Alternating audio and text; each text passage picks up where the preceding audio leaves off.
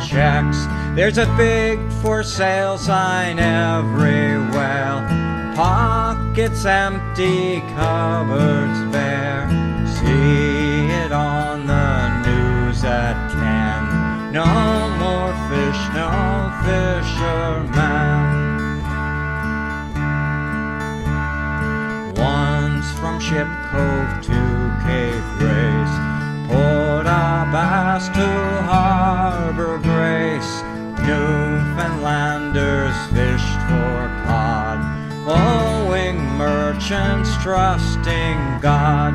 They filled their dories twice a day. They fished their poor sweet lives away. They could not imagine then no more fish, no fisherman.